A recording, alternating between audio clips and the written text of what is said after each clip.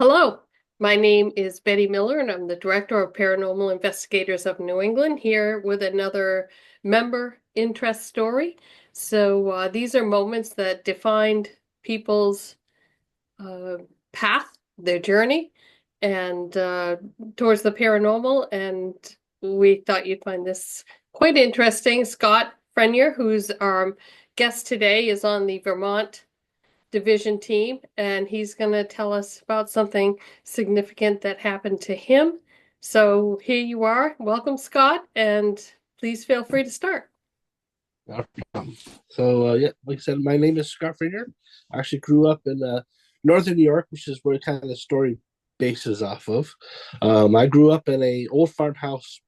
It's actually a working dairy farm, and the house was built like the 1850s, 1860s. Because when they did renovations, they would actually find the brick walls. They would put newspaper, I'm assuming, as a covering of some sort. And a lot of that was dated from the Civil War era, where they could actually read stories from the actual Civil War. So kind of how they can kind of date the house. Um, but my story kind of starts when I was very, very small. Um, Back in like the late 70s, basically I'm about 4 years old. There's some of my first memories of the house. Obviously, I have two older sisters. They would go to school, and I'd be in the house alone because Dad'd be in the barn doing chores. My mom would be off to work, and I would always hear somebody sound like my dad or my mom calling my name and coming up the stairs, and I'd be upstairs in my room. So I'm assuming they're coming to get me. Either they need help in the barn that a 4-year-old can help with, uh, or something. And I would often go out of my room into the stairwell and find there was nobody in the house. So I would actually go downstairs. This is pre as a 4-year old, I was still home, and I would search the house. And I could never find anybody in the house. But I know very distinctively because I was watching TV or anything that somebody called my name. I actually would often respond yes to whoever was calling my name, and this happened throughout always almost when I left, moved out of the farmhouse. Uh, a little bit older. I was probably the early 80s. Like I said, I have two older sisters, and one of my older sisters had a bunch of friends come over, and they brought a Ouija board to the house. We normally didn't have them, um, and I very vividly recall they're doing this session in the living room. It's the middle of the day because it's daylight out, and they were asking questions, and I just assumed they were kind of moving the little with the planchette, the little disc around to answer all the questions. And somebody asked if the spirit was good or bad, and they said it was bad. They asked if it was the devil, and they said it actually wrote out demon. And I vividly recall this, and I was like, "This is this isn't good." And in around that same time, the planchette actually kind of went off the board, but nobody was kind of like near or touching it. Everybody screamed, and they packed it all up. And obviously now with doing the research that I've done for this type of work that we do, um, obviously we don't think we closed the session properly, and whatever they were talking with, I think stayed at the house, which kind of leads into probably the most profound event that happened at my house. Um, that involved one of my other sisters, my second sister, and me, and I'm probably like now from like maybe 8 years old to maybe like 10 or 12. Um, so my oldest sister, she had moved out to go to college. So my middle sister, she stayed in the room they kind of shared, and my bedroom was off of where theirs was. And we had this Dalmatian dog named Justin. He was very, very protective of my middle sister, and often he would bark and growl to the point where they actually woke us up in the middle of the night. And he would always sleep in her bed, and I would go check because sometimes she would yell. My sister would yell to me, even though the little brother, she'd yell to me for help, and I'd go in there, and he'd be distinctively staring in a corner of the room, hair up, like straddling over the top of her in a very protective stance. Um, and I always be like, "Well, I don't see anything," and she was like, "Something's not right." like stay in the room, and I'm like, well, no, we got to go back to school tomorrow, so I'm gonna go back to my bed, go back to bed. Uh, and the dog would usually eventually settle down, and we'd all go back to sleep.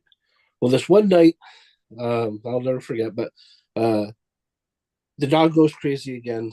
Um, I go in to check on my sister because she yelled at me, and I've been walking in. She was just turning on the light, and when I looked at her, it looked really extremely odd. Literally, it's like if you like drew a line kind of down the middle of your face. Half her face was normal flesh colored, and the other half was so beet red. It's almost like you had a sunburn. And I was like, "What is wrong with your face?" And she's like, "I had the weirdest dream." And then again, the dog is still kind of being this aggressive, protective self. I was like, "What happened?" She's like, "I had this really bad dream where I felt the devil standing over me, and I could feel the heat coming off him." And I'm like, "Well, your face is like beet red." And she's like, "What do you mean?" So she literally got up out of bed, and she had a big, because it's the 80s, we used to have the big hair. So she had to have the big mirror to make the big hair, right? So they had this big mirror, and I went over to the mirror, and literally her face was like half red. And when I walked in, the face that was like the flesh color was down on the pillow. So she was just leaning over to turn the light on. And I was like, this is not cool. And this again, this maybe a couple years after that incident with the Ouija board. So for me, I was like, there's something in the house. Now it's starting to click a little bit. I was like, I heard the noises and the voices. Then we had that thing with the Ouija board, and now this, and I was like, this is not a good spirit if it is a spirit. Um, and then kind of fast forward a little bit more. I mean, that issue with my sister uh, concerned her, me.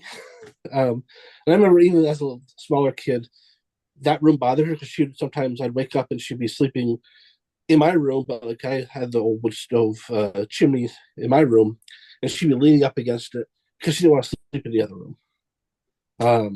So she would often like just try to avoid that space.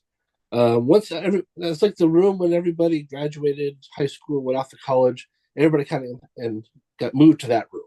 So eventually it became my room once all my sisters moved out and went to college. And uh, I was actually in college at the time, and I had a friend of mine come wanted to go hunting with me during hunting season. So I'm probably about 20 or so, but 19, 20. And so he comes to the house, and I think it was like Saturday night into Sunday morning because we're going to do a morning hunt and then we're going to go home. And then, literally in the middle of the night, we hadn't been out drinking or anything the night before. It was actually a hunting trip for this one. Um, he literally wakes me up. It's about 2 o'clock in the morning. He wakes me up and says, "Are you getting up and to go get dressed for hunting to go hunting in the morning?" I look over. Of course, we had the old fashioned actual alarm clocks and not our phones. And I said, "Well, it's only 2 o'clock in the morning. Why would I get up to go hunting? It's like 5:30." He's like, "Well, you're standing up right now." And I was like, "What do you mean?" He's like, "You're at the foot of your bed, standing there." And again, it's the old house. I had this like, I don't know, like 4.5 foot, 5 foot window at the kind of the base of where my bed was. And he said, "I can literally see you standing there in front of the window." And I'm like, "I am right here." So I literally waved my hand in bed. And I remember being really cold because I actually pulled all the covers up. Normally that room is like hot because it's right above the kitchen. We had a wood stove, so it's usually really hot. But it was really kind of cold in there. And I was like, man, I remember bundling up back after. I am right here. I'm not standing up on my bed. He's like, "I'm looking straight at you. You are standing right there." I was like, "Dude, I am not there." I'm like, "I'm right here." And he's like, "Well, who's that by your bed?" So I hesitantly was like, "I'm gonna look." I physically couldn't see anything, just but for him, he later described it to me as it was not opaque at all. Like you see through it. It was a solid person. Wow. And he said, "Oh, maybe it's a ghost." And he rolled over as if to go back to sleep. So I'm like, okay. Of course, at that point, I was kind of like, maybe ghosts aren't real. I don't know. But So I went back to bed and actually got up about an hour later, and he's gone. I'm like, where did he go? Because our ride obviously isn't here until later. So I actually went downstairs, and he was sleeping on our couch. And he said, I don't want to go back up in your room because your house is haunted. And I was like, it might be. It could be. And after that, yeah, he never came back to go hunting ever again. And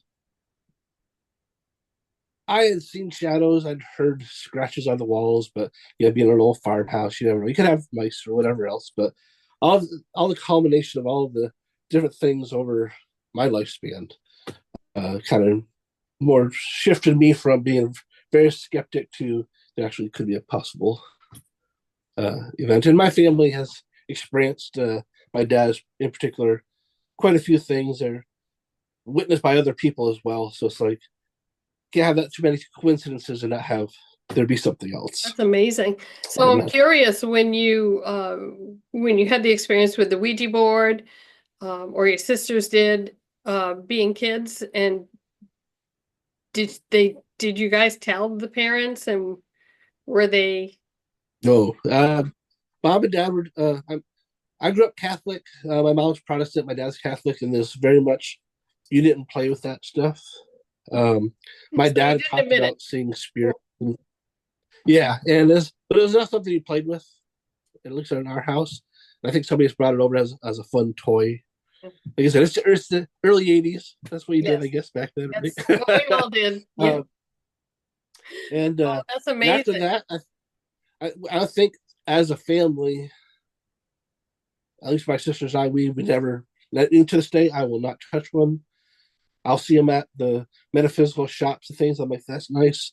I don't even touch it. That's because Oh. it still bothers me today. Hmm. That's interesting. Quite a story, and uh, definitely must have led you down the path of the paranormal being something that impacted you so as a young child. You know, Yeah, that stuff sticks with you and it does. can't shake My it. earliest memories being like 3, 4 years old, when you first kind of sort of remember stuff, those always stuck with me as I know for a fact. I heard my name and those steps coming up the stairs because it's an old farmhouse and you step on. You learn as a kid growing up that don't step on this step because it makes a noise. So step over here. So if you need to ever sneak in the house, you know where to walk. Uh, yeah, it stepped on all the wrong That's spots. amazing. Wow. Well, thank you so much for sharing that with us, Scott. Not a problem. Uh, that's that's incredible, and it helps other people who have similar stories and being able to talk about it, and that's why we get into the paranormals to look for answers, and appreciate And as that. you can tell, I'm French and I talk with my hands. I noticed.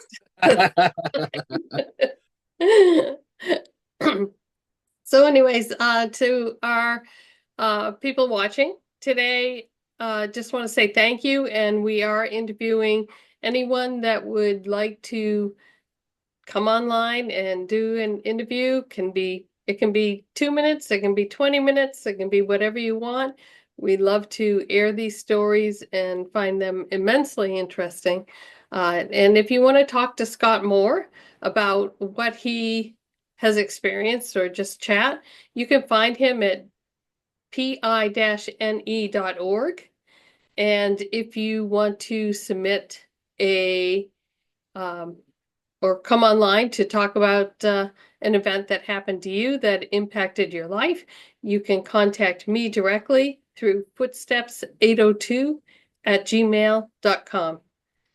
And well, thank you so much, Scott. And back to investigating we go. Yeah, we will. Thank you much. Thank you.